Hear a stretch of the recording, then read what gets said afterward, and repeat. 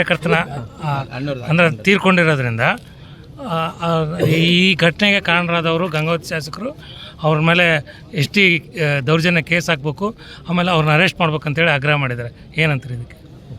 ನೋಡಿ, ನಮ್ಮ ಮನೆ ಹತ್ರ ಬಂದು ನಮ್ಮ ಮೇಲೆ ಮನೆ ಮೇಲೇ ಗಲಾಟೆ ಮಾಡಿ ನಮ್ಮನ್ನೇ ಇದು ಮಾಡಿಬಿಟ್ಟು ಇಲ್ಲೇ ಅವರೇ ಫೈರ್ ಮಾಡಿರೋಂಥದ್ದು ಇಡೀ ಎಲ್ಲ ಮೀಡಿಯಾನೇ ಸಾಕ್ಷಿ. ನೀವು ಬೇರೆ ಯಾರೂ ಬೇಕಾಗಿಲ್ಲ ಇದಕ್ಕೆಲ್ಲದೂ ಕೂಡ ನಾನು ಕೇರ್ ಮಾಡೋನಲ್ಲ. ನಾನು ಇವತ್ತು ಪೊಲೀಸರು ಮನಸ್ಸಾಕ್ಷಿ ಅನ್ನೋದಿದ್ದರೆ ಕಾನೂನು ಕಾಪಾಡುವಂಥ ದೃಷ್ಟಿಯಲ್ಲಿ ನಾರಾ ಭರತ್ ರೆಡ್ಡಿಯನ್ನು, ಅವ್ರ ತಂದೆ ನಾರಾ ಸೂರ್ಯನಾರಾಯಣ ರೆಡ್ಡಿ ಅವ್ರನ್ನ ತಕ್ಷಣ ಬಂಧನ ಮಾಡಿ ಇವತ್ತು ಕಾಂಗ್ರೆಸ್ ಸರ್ಕಾರ ಪ್ರಾಮಾಣಿಕವಾಗಿ ಪಕ್ಷಾತೀತವಾಗಿ ಈ ರೀತಿ ಏನು ನಮ್ಮ ರಾಮ್ಲೂರು ಹೇಳಿದಾಗೆ ಸಿನಿಮಾ ಸ್ಟೈಲ್ ರಾಜಕಾರಣಿಗಳಿಗೆ ಮತ್ತು ಏನು ಜನಪ್ರೀತಿ ಕಳ್ಕೊಂಡ್ಬಿಟ್ಟು ಇಂಥ ಒಂದು ದಬ್ಬಾಳಿಕೆಗಳ ಮೂಲಕ ನಮ್ಮ ಇಡೀ ಹಿಂಬಾಲಿಕರನ್ನು ಜನಾರ್ದನ್ ರೆಡ್ಡಿ ಅವ್ರ ಮನೆಗೆ ಹೋಗ್ಬಿಟ್ಟು ಅವ್ರ ಮನೆಗೆ ರೋಡ್ಗೆ ಚೇರ್ಗಳು ಹಾಕೊಂಡು ಕುತ್ಕೊಂಡ್ಬಿಟ್ಟು ಬ್ಯಾನರ್ ಕಟ್ಟಿ ಅಲ್ಲೇ ಅವ್ರ ಮನೆ ಮೇಲೆ ದಬ್ಬಾಳಿಕೆ ಮಾಡಿ ಬರ್ತೀವಿ ಅಂತಂದರೆ ಇಡೀ ನಗರದ ಜನರನ್ನು, ವ್ಯಾಪಾರಸ್ಥರನ್ನ ಹೆದರಿಸಿ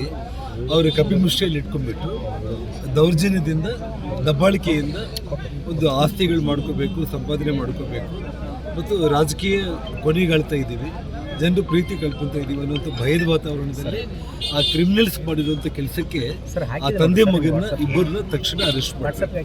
ಥ್ಯಾಂಕ್ ಯು.